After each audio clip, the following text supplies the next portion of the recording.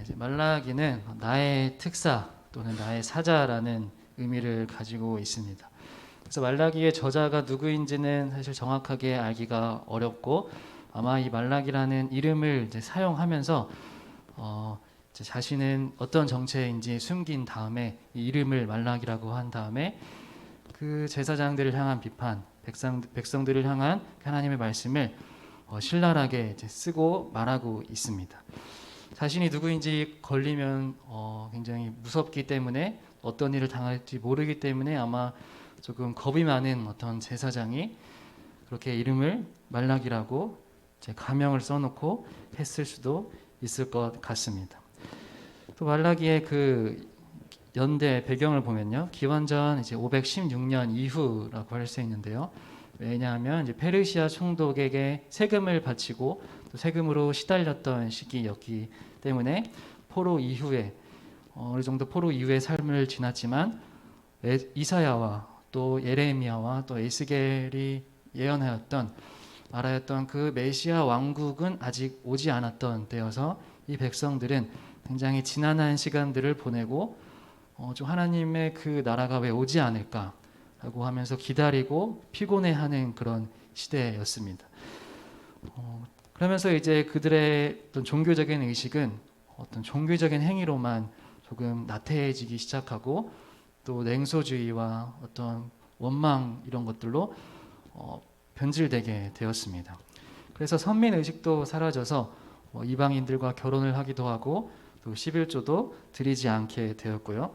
또 율법을 바르게 가르치지 않았고 또 율법의 그 뜻이 점점점 퇴색되어서 그들의 삶은 어떤 하나님과의 진실한 관계보다 어떤 종교적인 허울만 남게 된 상황이 되었다라고 했습니다. 그런 상황에서 하나님은 이제 심판과 은혜에 대해서 두 가지를 다 말씀하십니다. 하나님의 그 여호와의 날, 여호와의 광선이 있는, 치료하는 광선이 있는 그 심판의 날과 불과 같은 날과 또 은혜가 같이 있을 것이다 라고 하나님은 말씀을 하시는 겁니다. 또 말라기의 특징을 보면 이제 묻고 답하는 형식으로 되어 있는데요. 그래서 오늘 읽었던 17절 말씀부터 보면 너희가 나를 괴롭혔다라고 하나님이 말씀하십니다. 그러자 백성이 우리가 어떻게 하나님을 괴롭혔습니까? 우리가 언제 그랬습니까? 이렇게 말대꾸를 하고 있습니다. 또 7절, 3장 7절에 보면 너희는 내게 돌아오라 라고 말하자 백성은 우리가 어떻게 해야 돌아가는 겁니까? 우리가 언제 뭐 다른 데 갔었나요? 우리 항상 여기 있었는데요. 이렇게 조금 벗대면서 버팅기면서 이렇게 말대꾸를 하는 좀 사춘기의 그런 청소년 시절의 모습과 같은 그런 자세를 보이고 있습니다. 또 이제 사람이 어찌 하나님의 것을 도둑질하겠느냐 8절의 말씀처럼 그러자 그렇게 하나님께서 말씀하시면 백성은 우리가 언제 도둑질했나요? 우리는 그런 적 없는데요. 이렇게 말을 하는 거죠. 말대꾸를 하는 겁니다. 그런데 이런 태도들을 사실 그 백성들에게만 뭐라고 하기가 어려운 것이 그들의 삶을 봤을 때 그들의 말을 보면 정의의 하나님은 어디에 계시는가 라고 하는 질문으로 봤을 때 하나님의 현존을 좀 느끼기 어려웠던 상황이었을 것 같습니다. 하나님은 왜 오시지 않는가? 그들의 삶에서 조금 힘겨운 삶들이 계속되고 악한 자들이 잘 되는 모습들 그런 모습들을 보면서 하나님께 조금 삐진 모습도 있을 수 있고요. 그런 모습이 있는 것으로 우리가 좀 이해할 수 있을 것 같습니다. 그래서 그런 그들의 백성들의 모습은 점점점 나태한 태도로 이제 바뀌게 되고 어떤 하나님과의 진실한 그 본질적인 내용을 잡기보다는 그들의 종교적인 모습을 습관적으로만 어떤 형식적으로만 자꾸 남아서 그 겉모습적인 것만 아름답게 가꿔가는 그런 종교적인 화려함만 갖추게 되었습니다. 그래서 하나님은 이제 말씀하십니다. 내가 너희에게 특사를 보낸다. 나의 사자를 보낸다. 그가 내 앞에 길을 준비할 것이다. 나의 길을 예비할 것이다. 라고 이제 3장 1절에 나옵니다. 이 말을 보면 또 이사야서의 말씀도 생각이 나고 세례 요한의 그 말도 생각이 납니다. 주의 길을 곧게 하는 자, 주의 길을 예비하는 자. 그리고 그 주의 길을 예비할 때 주가 나타날 것이다. 하나님께서 보내신 그 주가 나타날 것이고 그 주가 너희를 심판할 것이다 라고, 갑자기 임할 것이다 라고 말씀을 하십니다. 그 주가 나타나는 날에 너희가 살아날 수 있겠느냐, 너희가 연단을 견뎌낼 수 있겠느냐, 그 불과 같은 심판을 너희가 견딜 수 있겠느냐 라고 말씀을 하십니다. 이렇게 불같이 하나님은 우리를, 불로써 우리를 연단하실 때가 있습니다. 마치 장인이 어떤 도구를 만들 때 그 도구를 정련하듯이, 또 재련하듯이 하나님께서 우리를 그 힘든 시간을 지나가게 하시면서, 그 고난의 시간을 이겨내게 하시면서, 그 고난의 시간을 이겨냈을 때 좀 더 강하게 하나님의 사람으로 만드는 그러한 우리의 삶을 돌아보면 있을 것입니다. 그리고 그 다음에 그 불로 태우고 남은 그 재로 물을 만들어서 너희를 깨끗하게 할 것이다. 잿물은 옛날에 이제 어떤 비누와 같은 역할을 했었다고 하죠. 그래서 비누가 없었을 때는 잿물로 씻었다고 하는데요. 지금도 나는 자연인이다 이런 데 보면은 잿물로 씻는 사람들이 나오기도 하고, 또 이제 세탁기나 이런 비누가 잘 되지 않은 나라에서도 이런 잿물로 몸을 씻기도 하고 요리를 하기도 하는 것을 본 적이 있습니다. 그렇게 하나님은 불로 우리를 연단하시고, 물론 이 고난의 시기를 모든 것이 하나님의 뜻이다, 하나님이 너를 훈련시키는 거야, 우리가 힘든 상황 가운데 있을 때, 고통 가운데 있을 때 하나님이 너를 연단하시는 거야 라고 쉽게 말하기는 사실 어렵습니다. 그것이 위로가 될 수 있을 때도 있지만 그것이 어쩌면 또 폭력으로 될 수 있기 때문에 다른 사람에게 그런 말을 하는 것은 항상 조심해서 해야 되는 것이고, 우리 스스로는 그런 것을 느낄 때가 있는 것입니다. 우리 스스로가 고난의 시기가 있을 때, 그런 어려운 시간들이 있을 때, 이것이 하나님께서 나에게 주시는 그런 연단이구나, 내가 이 고통을 통하여서 더 강해지겠구나 라고 하는 그 믿음들이 생겨나기를 참 바라겠습니다. 그렇게 하나님께서 훈련을 시키실 때, 또 저 또한 이 자리에 설 수 있는 것도 하나님의 훈련하심이 아니었으면 아마 설 수 없었을 것입니다.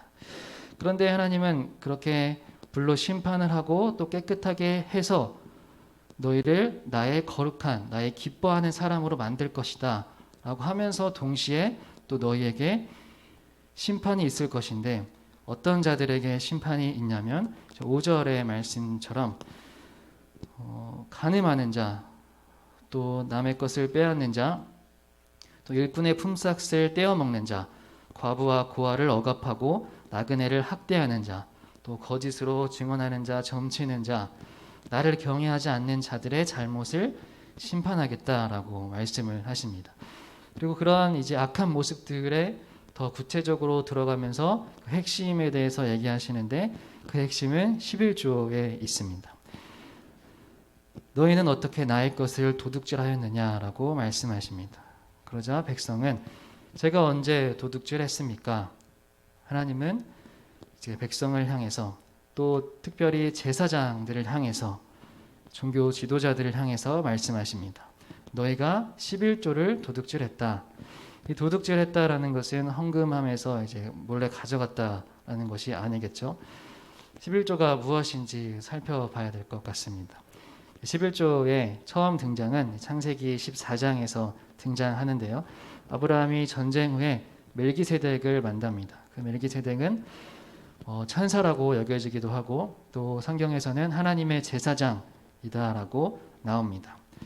그 멜기세덱에게 아브라함이 빵과 포도주를 이제 베풀어 줍니다. 그리고 멜기세덱은 아브라함을 축복하고, 아브라함은 멜기세덱에게 자기가 가지고 있는 열의 하나를 드립니다. 전쟁에서 승리하게 하신 그 하나님께 감사함으로, 모든 것이 하나님의 것이라는 그 표시로 믿음의 고백을 드리는 것이 이제 열의 하나를 드리는 첫 번째 사건의 등장이었습니다. 그리고 또 여러 군데에 이제 11조에 대한 내용이 나오는데요. 대표적으로 신명기 14장 28절에서 29절의 말씀입니다.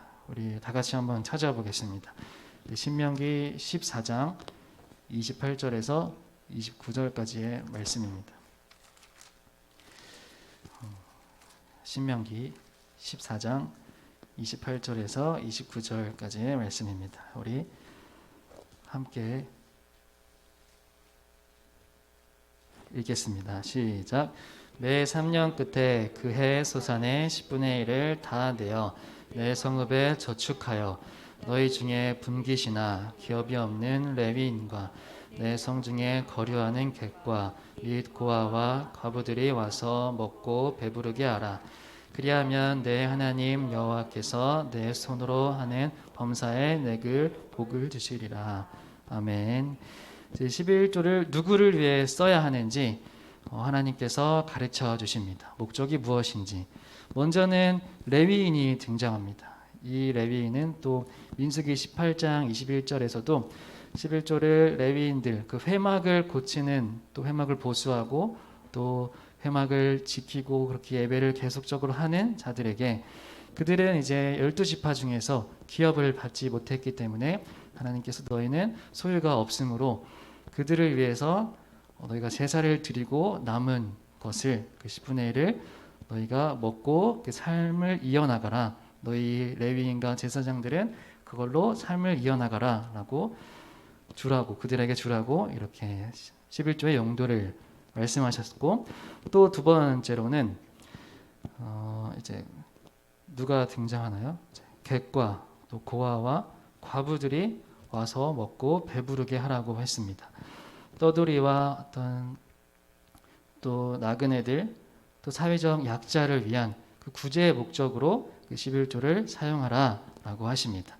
그러니까 11조의 첫 번째 목적은 하나님께 믿음의 고백으로 드리는 것, 나의 모든 것이 10분의 1만 하나님의 것이 아니라 나의 모든 것이 하나님의 것입니다 라는 표시로 드리는 것이고, 또 두 번째 목적은 약한 자들을 위하여서, 연약한 자들을 위해서 사용하는 것이 그 목적, 그 11조의 참 정신이 될 것입니다. 이제 말라기로 다시 돌아와 보겠습니다.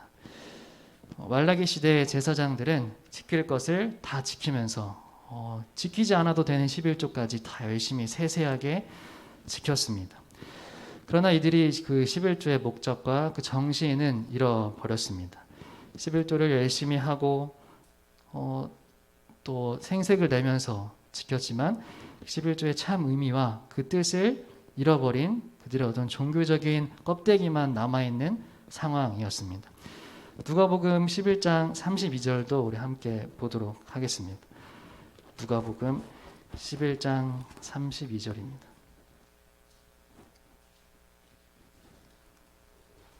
누가복음 11장 32절입니다. 함께 읽겠습니다. 화 있을진저 너희 바리새인이여, 너희가 박하와 운양과 모든 채소의 11조는 드리되 공의와 하나님께 대한 사랑은 버리는도다. 그러나 이것도 행하고 저것도 버리지 말아야 할지니라. 아멘. 누가복음 11장 32절이 맞나요? 42절입니다. 42절. 네, 감사합니다. 42절, 11장 42절에 그렇게 또 나와 있습니다. 너희가 드리지 않아도 될, 바리새인들이 그때 어떤 자신의 정원을 가꾸기 위해서 박하와 운양과 여러 채소들을 막 가꾸면서 그런 것까지도 별로 티도 안 나는 그런 것들을 이제 11조로 드리면서 생색은 내지만 하나님을 향한 공의와 그 사랑은 너희가 버렸다라고 하는 것은 그들이 어떤 11조를 드리는 헌금을 하는 행위만 있고 그 헌금을, 그 재정을 온전히 공의롭게 또 온전하게 사용하지 못했다라는 것을 이렇게 나와 있습니다. 말라기 3장 3절과 10절에 나타난 그 공의로운 재물과 온전한 11조는 하나님의 뜻에 맞는 그 헌금의 사용을 말합니다. 하나님의 뜻에 맞춰 정의롭고 또 공의롭게 재물을 드리고 사용했을 때 하나님은 우리 10절의 말씀처럼 너희에게 하늘 문을 열고 복을 부을 것이다 라고 말씀하셨습니다. 밭에 열매가 떨어지지 않게 할 것이다. 너희가 진정한 그 11조의 헌금의 그 뜻에 부합한 온전한 11조 공의로운 제물을 드렸을 때 내가 너희에게 복을 붓지 아니하나 봐라. 너희가 나의 것을 도둑질하고 나의 것을 온전히 사용하지 않는 그런 모습을 보고 내가 안타깝다. 너희가 진정으로 그렇게 나의 뜻에 맞게 나의 처음 목적에 맞게 그 본질로 다시 돌아가서 그렇게 행했을 때 내가 너희에게 복을 붓지 아니하나 봐라 라고 하는 하나님의 간절한 말씀이 있습니다. 이 땅의 공의를 위해서 하나님께 드리고 사용했을 때 우리는 마치 밑 빠진 독에 물 붓기와 같다라는 생각을 할 때가 많이 있습니다. 그럴지라도 하나님은 끊임없이 말씀하십니다. 우리 땅이 아름다워질 것이다. 너희가 그렇게 드렸을 때 내가 너희의 그 곡식들을 메뚜기를 보내서 다 쓸어가게 하겠느냐? 너희가 그렇게 온전히 드리고 사용했을 때 내가 너희의 밭에 있는 것들을 다 메마르게 하고 너희 열매들이 먹을 것이 없게 하겠느냐? 오히려 너희의 땅은 내가 풍족하게 하고 마르지 않게 할 것이다. 오히려 너희가 더욱더 많은 추수를 할 것이고 너희의 세상에 너희의 땅이 아름다워질 것이다 라고 하는 하나님의 선포입니다. 그렇게 하나님은 말라기를 통해서 아름다운 세상을 그리고 계십니다. 미가서를 통해서도 하나님은 우리에게 요구하시는 것이 있습니다. 사람아 주께서 선한 것이 무엇인지 내게 보이셨나니 여호와께서 내게 원하시는 것은 오직 정의를 행하고 인자를 사랑하고 겸손히 내 하나님과 함께 행하는 것이 아니냐. 하나님께서 우리에게 요구하시는 것, 그 먼저 참된 정의를 이 땅에서 구현해내는 것, 실현해내는 것이 하나님의 우리에게 선하신 요구라는 것입니다.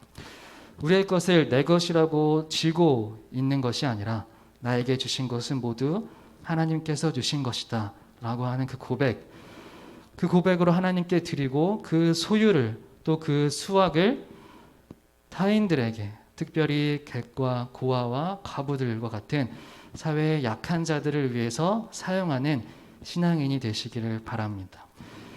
최근에 어떤 한 집사님과 대화를 하다가 그 집사님이 하시는 말씀이 저는 육체의 소욕을 버리지 못해서 늘 회개하고 있어요 라고 이제 말씀을 하시더라고요. 하나님이 만약에 저에게 너의 소유를 다 팔아서 북한으로 가라 라고 하시면 저는 못 갈 것 같아요 라고 이제 이야기하시더라고요. 맞습니다. 저도 그렇고요. 아마 여기서 하나님이 너는 지금 너의 소유를 다 팔아서 북한으로 가라 라고 말씀하시면 갈 수 있는 사람은 아무도 없을 것입니다. 그리고 어쩌면 하나님은 지금 우리에게 이미 그렇게 말씀하셨을 겁니다. 그런데 우리는 순종을 하지 않는 것일지도 모릅니다. 중세 신학자들은 또 하나님을 증명하기 위해서 최선을 다했습니다. 그래서 등장했던 말이 이제 피데스 쿼런스 인텔렉툼이라고 하는 말인데요. 이 말은 이해하기 위한 신앙, 나는 이해하기 위해 믿는다라는 말입니다. 나는 이해하기 위해 믿는다. 이것은 어떤 기독교의 교리를 증명하기 위해서 뭐 삼위일체나 이런 하나님을 논리적으로 막 설명하고 증명하기 위해서 나온 말이기도 하지만 이 신학자들이 실제로 그렇게 해보는 것입니다. 하나님의 말씀을 내가 실제로 경험하고 이해하기 위해서 그렇게 해보는 것입니다. 너의 소유를 팔아서 가난한 자들에게 다 나눠주어라 라고 하신 그 말씀을 가감없이 그대로 다 해보는 것입니다. 그럴 때 하나님께서 어떻게 하시는지 보는 것입니다. 오늘 말씀에서도 너희가 시험하여 보라. 내가 너에게 복을 붓지 아니하나 시험하여 보라 라고 하는 말씀이 나옵니다. 그래서 저도 예전에 가진 것을 다 팔아서 가진 것을 전 재산을 누군가에게 준 적이 있지만 그때 뭐 가진 것이 없었기 때문에 가능했던 일이기도 한 것 같습니다. 그때 하나님께서 더 많은 것들로 채워주신 경험도 있고 그러나 이것은 항상 마치 계산처럼 공식처럼 되는 건 아닙니다. 그러나 하나님께서는 우리가 그렇게 실천을 행했을 때 하나님은 참 좋은 것들로 물질로도 주시기도 하시고 또 다른 좋은 사람을 통해서도 또 우리에게 그렇게 좋은 것들로 채워주시는 복을 부어주시는 하나님입니다. 그렇게 우리의 재정을 하나님의 뜻에 맞게 사용할 때 우리의 약자들은 힘을 얻고 더 풍요롭고 평등하고 아름다운 땅에서 살게 될 것입니다. 물론 우리의 참 행복은 하늘나라에 있습니다. 그래서 하나님은 그 하늘의 뜻이 이 땅에서 이루어지도록 너희가 기도해라 라고 하셨습니다. 이 땅에 사는 동안 우리는 하늘에 소망을 두고 하늘나라의 시민권을 가지고 살아가지만 그 하늘만을 생각하며 살아가는 것뿐만이 아니라 이 땅에서 그 하늘의 가치가 이 땅에 내려오도록 그 하나님의 뜻이 이 땅에 임재하도록 우리가 이 세상에서 하나님의 뜻을 이루고자 하나님의 나라를 구현하고자 노력하고 열심히 애쓸 때 하나님께서 하늘로부터 전적인 그 하나님 나라가 도래할 것입니다.